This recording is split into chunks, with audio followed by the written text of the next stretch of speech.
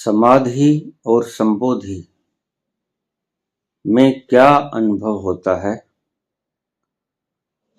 कृपया संक्षेप में समझाने का कष्ट करें। समाधि और संबोधि में क्या अनुभव होता है और ये घटित कैसे होते हैं? संक्षेप में समझाने का कष्ट करें।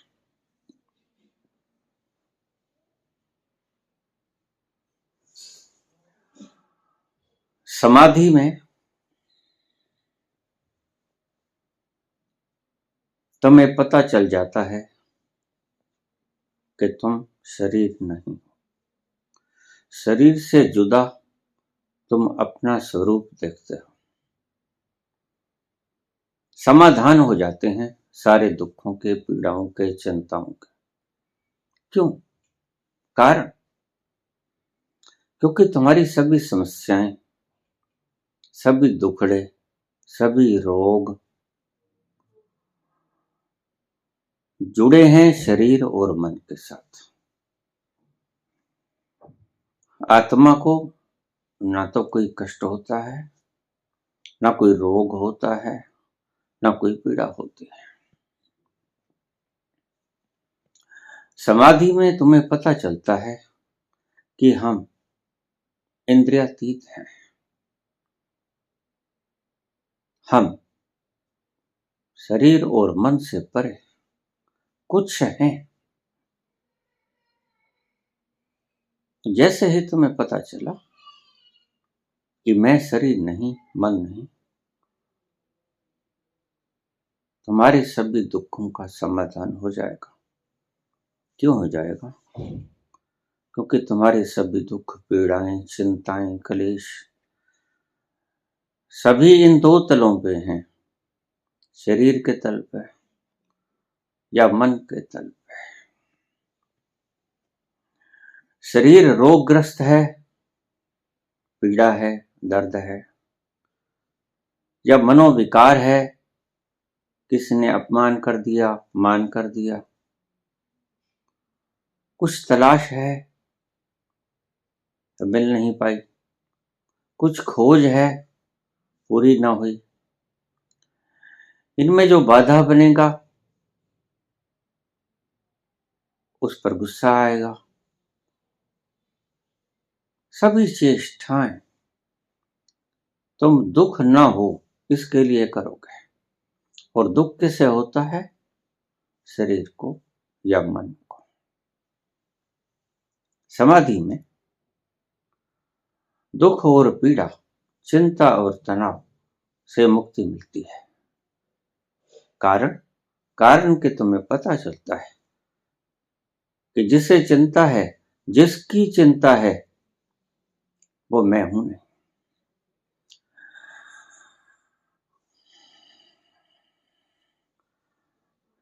I am somewhat different from mind and body. मैं कुछ अलग हूं शरीर से और मन से। सभी चिंताएं आप छानबीन करके देख लीजिए, आत्मा की कोई चिंता नहीं, आत्मा तक कोई चिंता नहीं पहुंचती।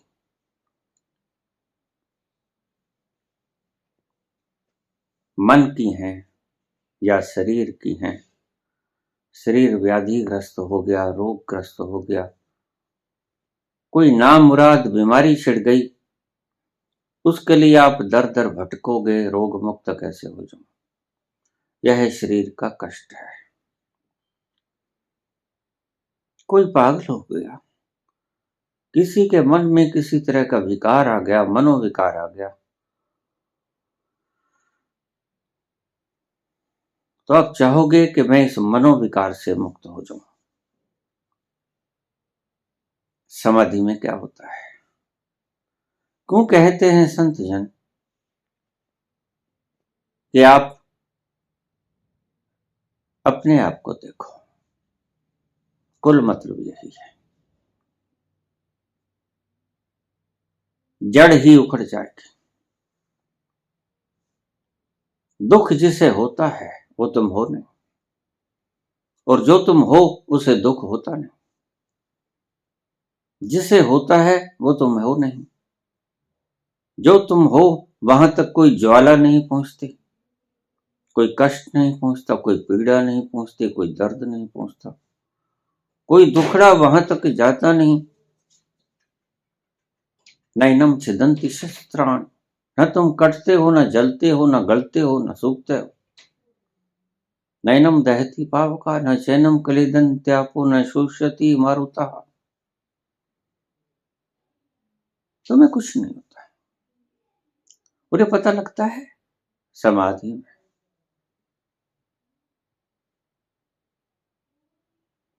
कुछ अलग हो, कुछ अलग हो, शरीर नहीं, मन नहीं, और इनकी ही तकलीफों के कारण मारे मारे फिरते हो, यहां से वहां, वहां से वहां।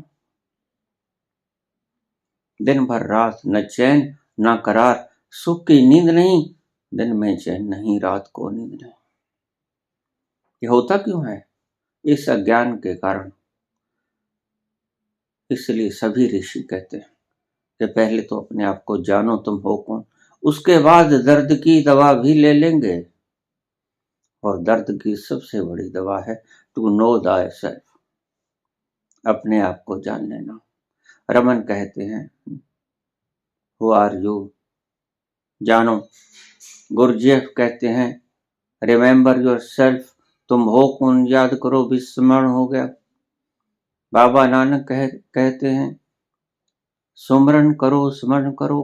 कबीर कहते हैं स्मरण करो, तुम हो कौन। सभी संतों ने एक ही स्वर में इसे उद्घाटित किया।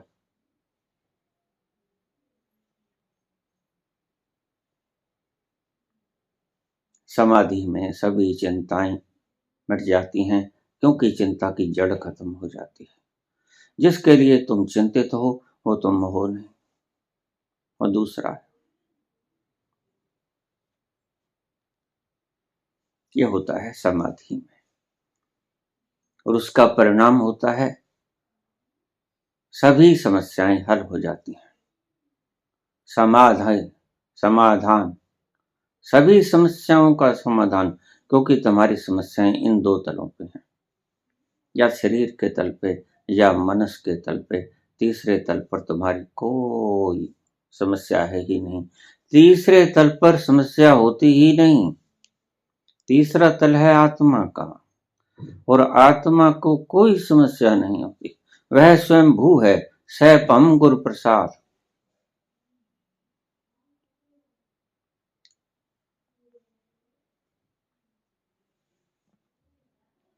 अपने ही प्रकाश से प्रकाशित है।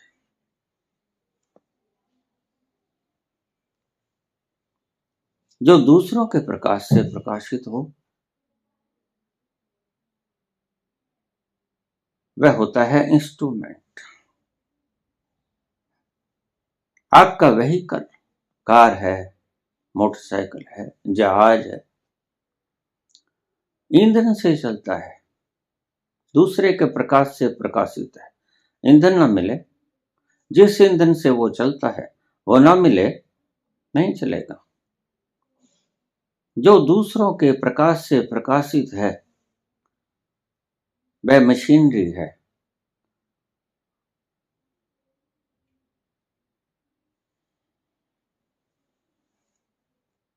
और जो स्वयं के प्रकाश से प्रकाशित है वो तुम हो। इसलिए तुम्हारे सभी वाहन, व्हीकल्स, सभी औजार ईंधन से चलते हैं। जो दूसरे के ईंधन से चले वह मशीनरी, और जो स्वयं के ईंधन से चले सैपम, स्वयं भू, स्वयं के प्रकाश से प्रकाशित, वह तुम्हें किसी प्रकार की प्रकाश की आवश्यकता नहीं, तुम्हें किसी प्रकार की ईंधन की आवश्यकता नहीं। दिया जले अगम का बिन बाती बिन तेल। कोई ईंधन की आवश्यकता नहीं आपको।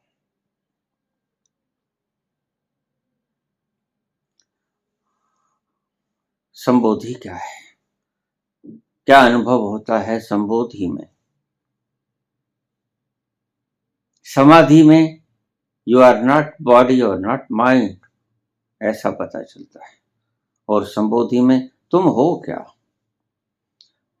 नकारात्मक संदेश मिलता है समाधि में, तुम हो नहीं, इसीलिए टूट जाते हैं सभी बंधन, सभी दुखड़े समाप्त हो जाते हैं, दुखों का कारण मिट गया, समाधान हो गया। संबोधि, तुम हो कौन? समाधि में ये नहीं पता चलता कि तुम हो कौन, सिर्फ ये पता चलता है कि तुम कुछ अलग हो, न शरीर हो, इंद्रियां हो, न मन हो, तुम कुछ अलग हो। और संबोधि में तुम्हें पता चलता है हु आर यू, तुम हो कौन, कौन हो तुम? संबोधि में क्या अनुभव होता है? संबोधि में हम चलेंगे तैत्तिरीय उपनिषद की तरफ, वो हमारी समस्या को सुलझाएंगे, हमारी गुत्थी को सुलझाएगा।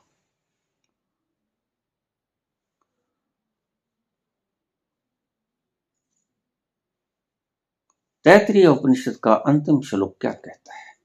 आश्चर्य, आश्चर्य, जब वो संबोधि में उतरता है ऋषि, तो वह वहां का दृश्य देखकर, वहां जो देखता है वो देखकर वंडरफुल, वंडरफुल, अमेजिंग, अमेजिंग 3 बार बोलता है तैत्तिरीय उपनिषद का ऋषि। आश्चर्य, आश्चर्य, आश्चर्य, मैं अन्न हूं, मैं अन्न हूं, मैं अन्न हूं, ये 3 बार क्यों बोला?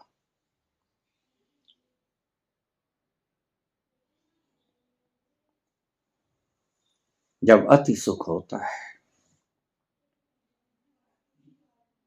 सुख में बार बार उकसाता है, वही शब्द बार बार बोलते हो, मैं जीत गया, मैं जीत गया, मैं जीत गया। क्या देखता है ऋषि? तैत्तिरीय उपनिषद का ऋषि क्या देखता है? आश्चर्य, वंडरफुल, अमेजिंग, आश्चर्य, आश्चर्य, मैं अन्न हूं, मैं अन्न हूं, मैं अन्न हूं, मैं अन्नाद हूं। अन्नाद यानी अन्न को खाने वाला मैं हूं, अन्न भी मैं हूं, अन्न को खाने वाला भी मैं हूं, मैं अन्न हूं, मैं अन्नाद हूं, अन्न का भक्षण करने वाला भी मैं हूं।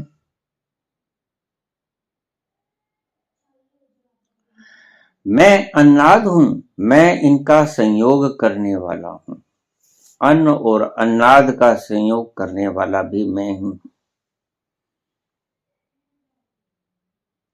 जैसे हम 2 टुकड़ों को जोड़ें तो बीच में जोड़ने वाला सॉल्यूशन चाहिए, जो 2 चीजों को जोड़ दे, चिपकाहट चाहिए, कोई फेविकोल चाहिए।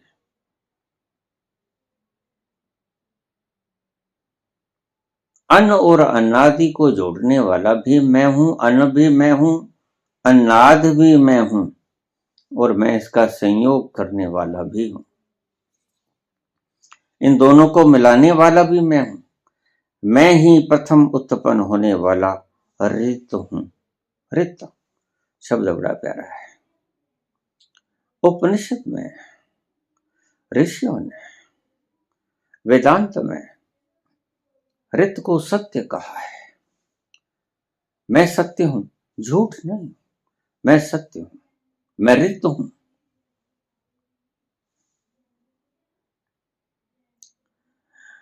और देवताओं से भी प्रथम विद्यमान अमृत का केंद्र हूं। पहले मैं उत्पन्न हुआ, देवताओं से भी प्रथम उत्पन्न हुआ मैं अमृत का केंद्र बिंदु हूं,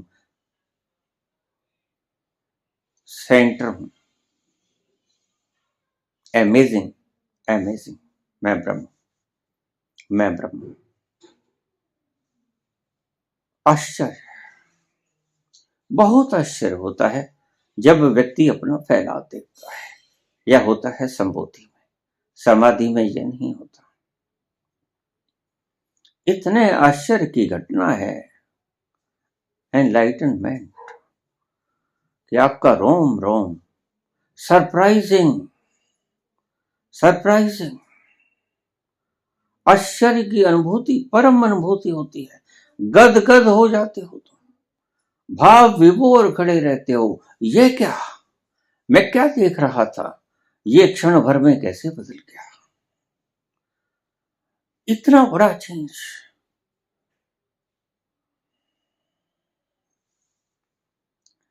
मैं ही प्रथम उत्पन्न होने वाला ऋतु हूं और देवताओं से भी प्रथम विद्यमान अमृत का केंद्र हूं।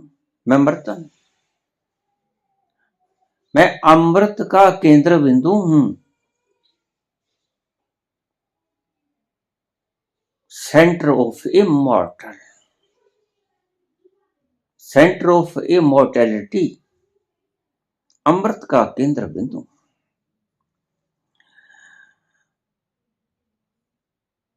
जो कोई मुझे समर्पित होता है मैं उसकी रक्षा करता हूं।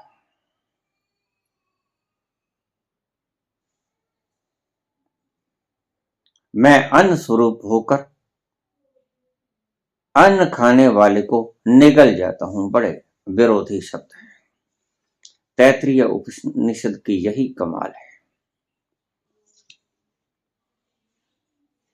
बड़े सुंदर शब्द हैं, विरोधी मालूम पड़ेंगे, विरोधी है नहीं। मैं अन्न स्वरूप होकर, शब्द देखिए, मैं अन्न हूं, मैं अन्नदाता, मैं अन्नात हूं, अन्न का भक्षण करने वाला हूं, और मैं अन्न स्वरूप होकर अन्न खाने वाले को निगल जाता हूं।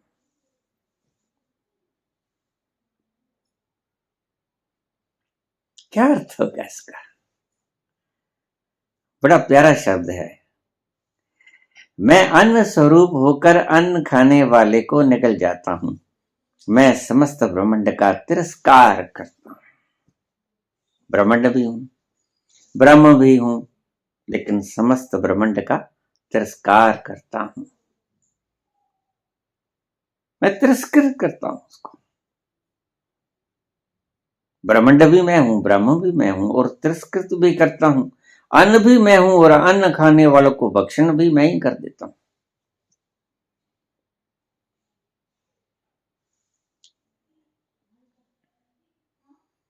मेरे प्रकाश को, मेरे प्रकाश की एक झलक सूर्य के समान है, एक झलक। जो इस प्रकार जानता है वही ज्ञानी है।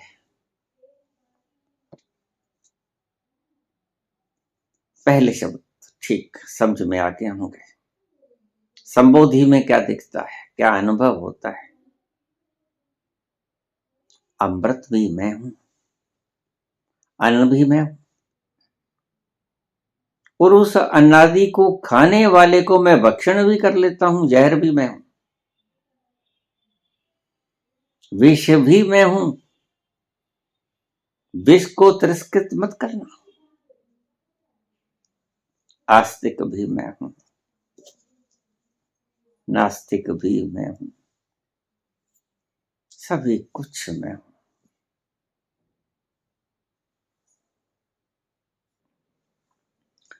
तैत्तिरीय उपनिषद के इस अंतिम श्लोक को व्याख्यायित करने वाले ठीक से व्याख्यायित नहीं कर सके। उन्होंने अर्थ का अनर्थ किया। जो अर्थ किया वो अर्थ है नहीं। अर्थ करते हैं जो मुझे देता है उसकी मैं रक्षा करता हूं। किसी को भी दिया गया दान मुझे दिया गया दान है। बिल्कुल ठीक है, क्योंकि मैं ही। किसी को भी दिया गया दान मुझको दिया गया दान है, क्योंकि सब कुछ मैं हूं। फिर मैं उसकी रक्षा करता हूं। ठीक। और जो खुद ही अपने आप स्वयं ही भक्षण कर लेता है और मेरे दूसरे अंगों को दान नहीं करता, उसका मैं भक्षण कर लेता हूं, यह अर्थ करता है। यह तो शर्त हो गई, यह तो अर्थ ना हुआ, यह तो अभेद बुद्धि ना हुई, यह तो भेद बुद्धि हो गई, यह तो शय शर्त हो गया। जो मुझे दान देता है, ये ठीक, सभी कुछ में। किसी को भी दान देना मुझे ही लगता है, जैसे भगवान कृष्ण ने कहा, जो भूतों को भजता है वो भी मुझे भजता है, देवताओं को भजता है वो भी मुझे भजता है, जो एक ब्रह्म को भजता है, जानता है, वो भी मुझे जानता है। ये व्याख्या ठीक थी, लेकिन यहां उलझ गए। तैत्तिरीय उपनिषद के व्याख्याकर्ता उलझ गए। उन्होंने पहले ठीक कहा, आश्चर्य आश्चर्य आश्चर्य तो हो गए। मैं अन्न भी हूं, मैं अन्नाद भी हूं, अन्न का भक्षण करने वाला भी हूं, और अन्न और अनाद को जोड़ने वाला द्रव्य भी मैं हूं। ठीक हो गया। उसके आगे वो बोलता है कि मैं देवताओं से भी प्रथम ऋत विद्यमान अमृत का केंद्र बिंदु हूं। बिल्कुल ठीक। सबसे पहले अनादि, जिसका कोई आदि नहीं, और अनंत, जिसका कोई अंत भी नहीं होगा। तो मैं ही हूं, यह पता चलता है। लेकिन यहां आकर चूक गए व्याख्या करता। जो मुझे दान देता है उसकी मैं रक्षा करता हूं, और जो मुझे दान न देकर स्वयं ही भक्षण करता है, उसे मैं विनष्ट कर देता हूं। यह शर्त हो गया। इसका यह अर्थ है। इसका अर्थ यह है, जीवन दाता भी मैं हूं, अन्न, और जीवन को हरण करने वाला भी मैं हूं, विष भी मैं हूं, अमृत भी मैं हूं। जो जीवन दे अमृत, वो भी मैं हूं। जो जीवन का हरण करे, क्षरण करे, भक्षण करे, वो विष भी मैं हूं। तो ऐसा अभेद बुद्धि ऐसा कहेगी। अभेद बुद्धि शर्त नहीं रखेगी, और यहां शर्त रखी गई, जो मुझे दान देता है मैं उसकी रक्षा करूंगा। जो दूसरों को मेरा ही स्वरूप समझकर दान करता है, उसकी मैं रक्षा करता हूं। और जो दूसरों को दान न देकर स्वयं ही भक्षण करता है, उसको मैं भक्ष लेता हूं, उसको मैं खा जाता हूं। अर्थ ठीक ना हुआ। ऋषि यहां आकर बितक गया, भूल भुलैया में पड़ गया। पहले अर्थ ठीक चले, यहां आकर अभेद बुद्धि टूट गई, भेद बुद्धि आ गई। ये ब्राह्मणों का पाखंड है, ये विकृत कर दिया गया। उपनिषद का अंतिम श्लोक विकृत कर दिया गया। जो मुझे दान देता है, दूसरे में मुझे जानकर, वो ठीक, और जो स्वयं ही भक्षण करता है उसको मैं विनष्ट कर देता हूं, यह गलत। इसका अर्थ है कि जीवन देने वाला अन्न भी मैं हूं, और जीवन हरण करने वाला विष भी मैं हूं। अमृत भी मैं हूं, विष भी मैं हूं। मैं समस्त ब्रह्मांड का तिरस्कार करने वाला हूं। क्यों? क्योंकि ब्रह्मांड की सत्ता मेरे सामने कुछ नहीं।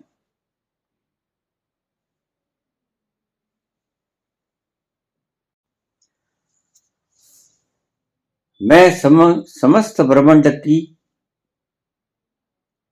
तिरस्कृति करता हूं, तिरस्कार करता हूं। ये शब्द गलत वर्त लिया, फिर यहां व्याख्या करता चूक गया। यहां तिरस्कृत नहीं होगा, तिरस्कार नहीं होगा, उपेक्षित होगा। मैं उपेक्षा करता हूं ब्रह्मांड की, क्योंकि समस्त ब्रह्मांड मैं ही हूं।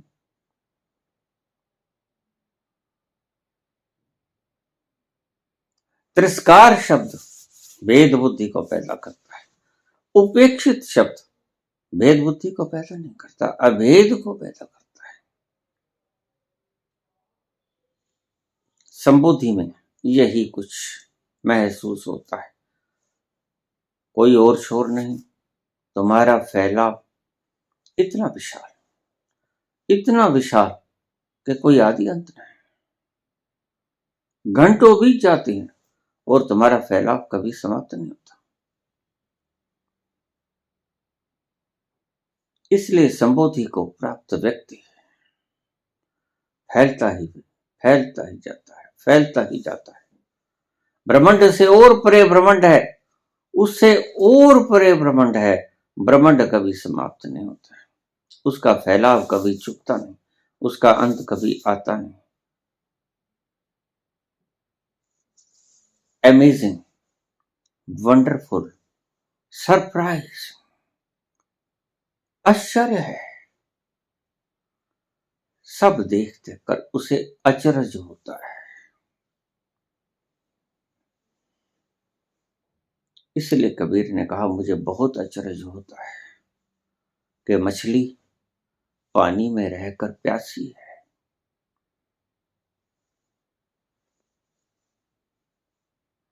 मोहे सुन सुन आवे हांसी रहे, यहां जल में मीन प्यासी रहे। अमेजिंग, वंडरफुल, समस्त सृष्टि का फैलाव तुम ही हो। ब्रह्मांडों में ब्रह्मांड, ब्रह्मांड का फैलाव, विस्तार, विराट, सागर, ये पहाड़, ये आकाश, आकाश गंगाएं, ये लोक, ये लोकों से परे के लोक, अद्भुत। इतना सरप्राइज होता है, प्रथम बार देखा होता है।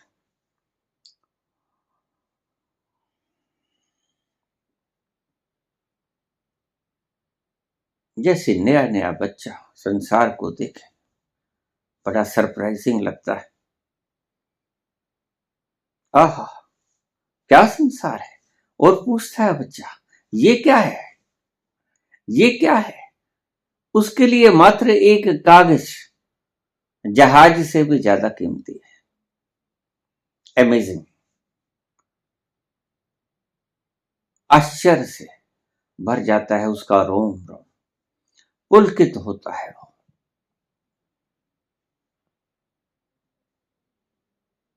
कोई और छोर नहीं मिलता उसे अपना आपका स्वयं का, जिससे वो संकीर्ण, जिससे वो दुखी, दरिद्र, कंगाल,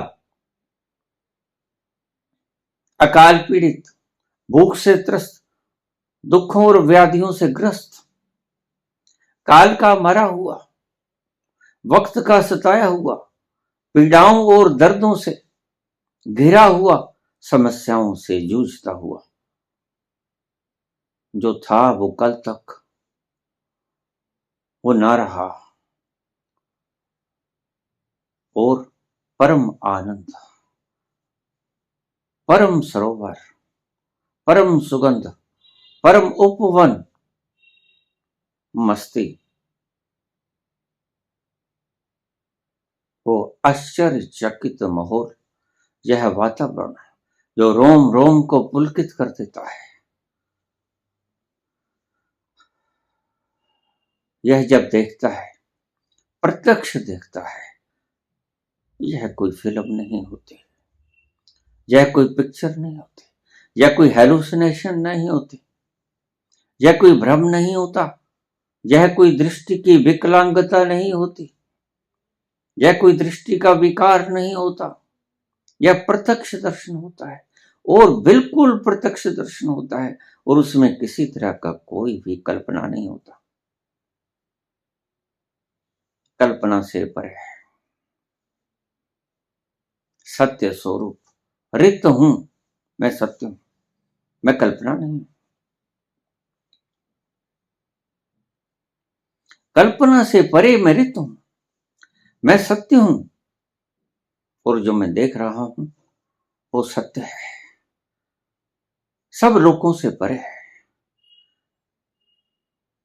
मैं अन्न भी हूं, मैं अन्नाद भी हूं, अन्न का भक्षण करने वाला भी मैं हूं, और मैं मृत्यु देने वाला भी मैं हूं, ब्रह्मा भी मैं हूं, अन्न भी मैं हूं, विष्णु भी मैं हूं, और जहर भी मैं हूं, महेश भी मैं हूं, मैं ही हूं। यहां आकर बात साफ होती है, ब्रह्मा विष्णु महेश। ऋषि यहां देखता है, अमेजिंग, सरप्राइजिंग, वंडरफुल। अंतिम उद्घोष, संत का अंतिम उद्घोष, ऋषि का अंतिम उद्घोष, सरप्राइजिंग, वंडरफुल, वंडरफुल, वंडरफुल, 3 बार कहता है।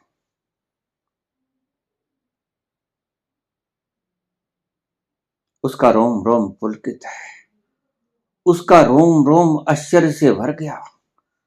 मैं कल तक क्या समझता था, मैं धारणा क्या बनाए बैठा था, मेरी धारणाएं क्या थी। जीर्ण शीर्ण, टूट फूट, दुख व्याधि रोग से ग्रस्त ये शरीर मैं हूं,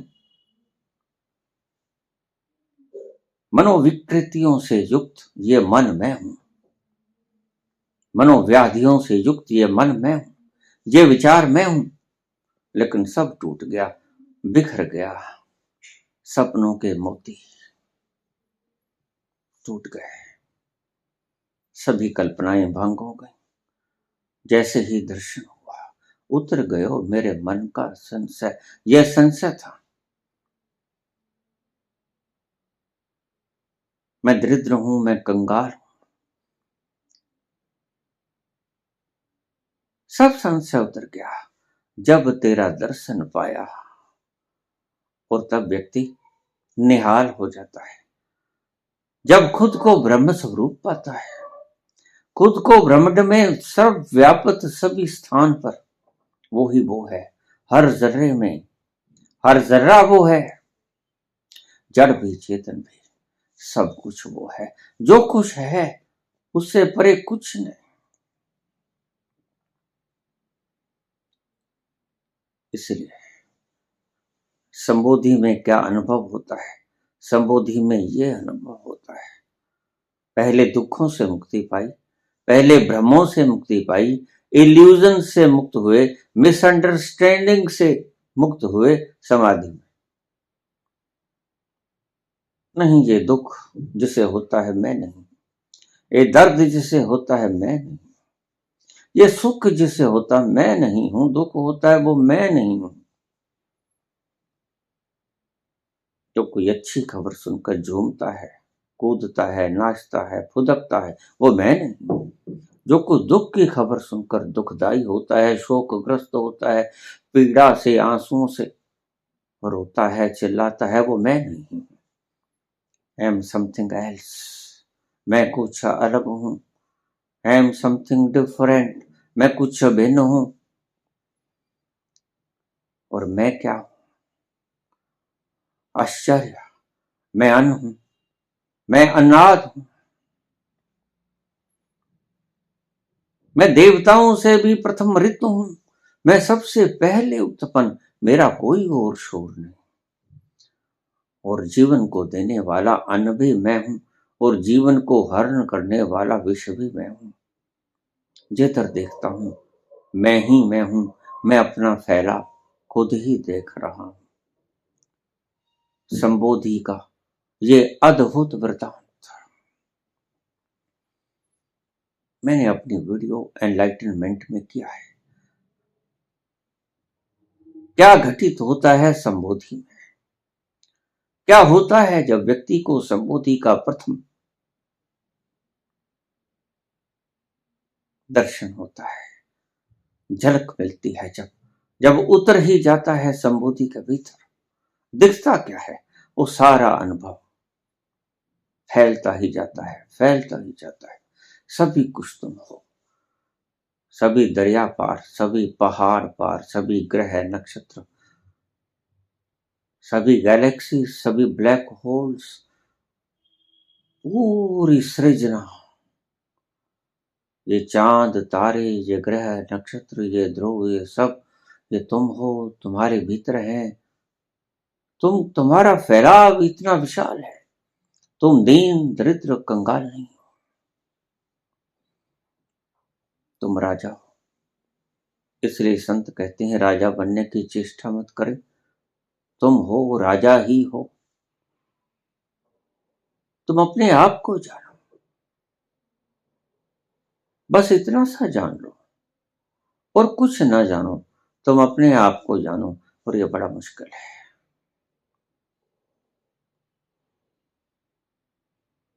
क्योंकि खुद मिटे बिना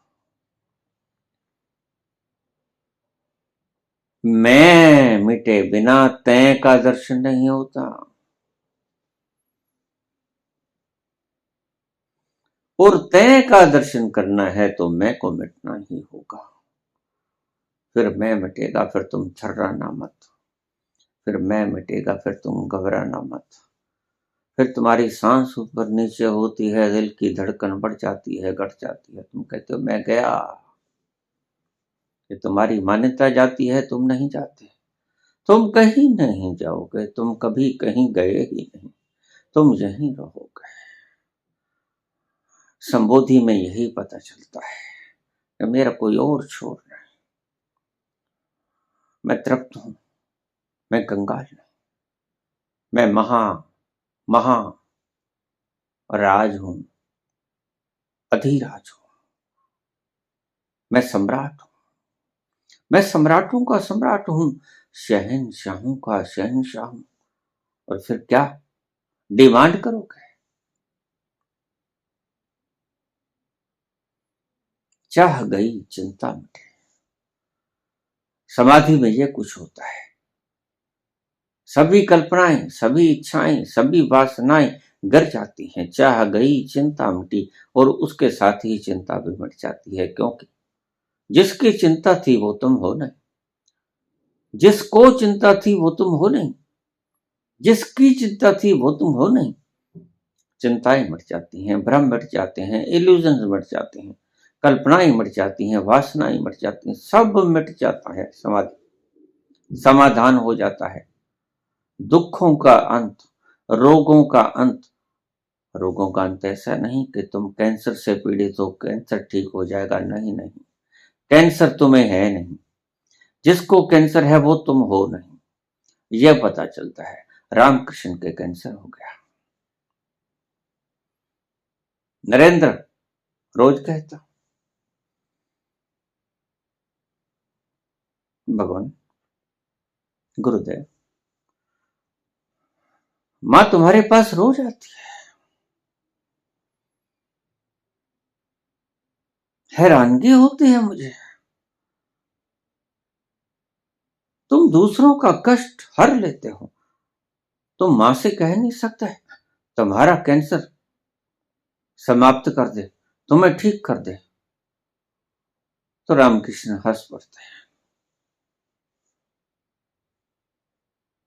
अज्ञानियों का जवाब ज्ञानियों के पास होता नहीं, ध्यान रखना। ये दिव्य जवाब दे देते हैं।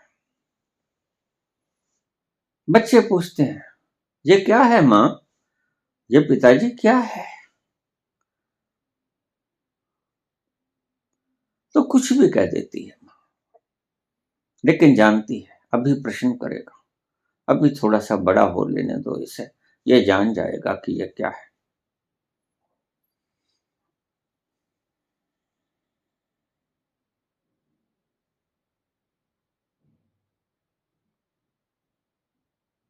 एक दिन तंग आ गया, नरेंद्र तंग आ गया। भगवान, इतने परेशानी झेल रहे हो, पानी तक गले से नीचे नहीं उतरता, इतने कष्ट की हालत में हम आपको देख नहीं सकते, कृपा करो। अब मां आएगी तो उससे मांग लेना, ये कष्ट को दूर कर दे, इस रोग को दूर कर दे, इस कैंसर को दूर कर दे, इसकी पीड़ा तुम तो झेलते ही हो, हम भी झेलते हैं, बड़ा कष्ट होता है, दया आती है, दयनीय दशा हो जाती है हमारी आंखों में तुम्हारी। तो मां से कह देना, आज तो कह ही देना, कह दूंगा, तुम ज्यादा कहते हो तो कह दूंगा।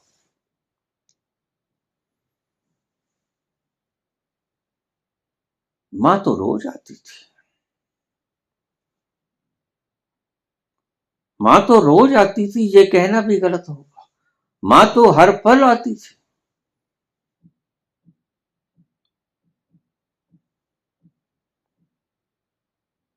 सुबह फिर नरेंद्र आया, बड़े उत्साह के साथ पूछा, माता आई?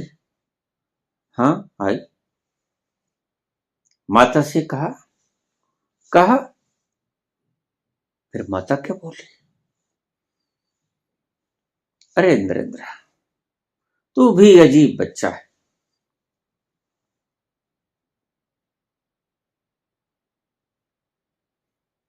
मुझे दंडित करवा दिया, मुझे उलाहना दिलवा दिया, मुझे माता ने झिड़क दिया। क्यों? क्यों झिड़क दिया? तुमने ठीक ही तो मांगा था, मां मेरा कैंसर ठीक कर दो। कहां ठीक मांगा था नरेंद्र, तुम पानी भी नहीं पी सकते, तुम खाना भी नहीं खा सकते, तुम्हारी ये दर्द की हालत हमसे देखे नहीं जाती। क्या बोली मां? मां बोली, ये सारे गले तुम्हारे ही तो हैं, ये दूसरे नरेंद्र के गले से खा लिया करो, गला भी तो तुम्हारा ही है, इसी गले का ठेका ले रखा है क्या तुमने? झिड़क दिया मां ने मुझे, बड़ी डांट लगाई, बड़ी फटकार लगाई, मुझे बड़ी शर्म आई, बड़ी लज्जा आई। आगे से मत ऐसी बात किया करो।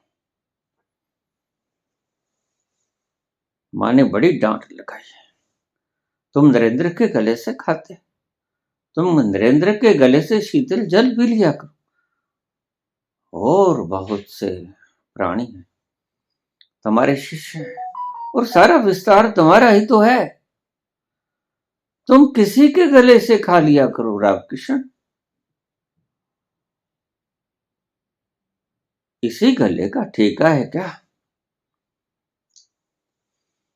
बड़ी शर्म आई, लज्जा आई मुझे, आगे से नरेंद्र ऐसी बात मत करना, मां मुझे डांटती है, और उसका डांटना सही भी है।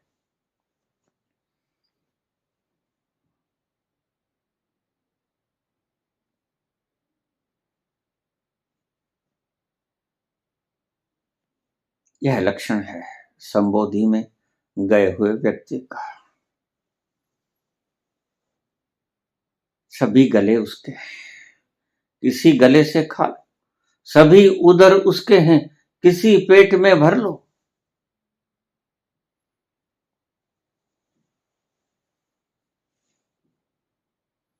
कल्पनाएं छोड़ो, वास्तविकता में उतरो। सत्य कहा था शंकराचार्य ने, ब्रह्म सत्यम जगत मिथ्या। तुम नरेंद्र के गले से खा लिया करो, तुम नरेंद्र के गले से शीतल जल पी लिया करो, तुम्हें गलों की कमी है क्या? सभी गले तुम्हारे ही तो हैं। बड़ी लज्जा आई मुझे।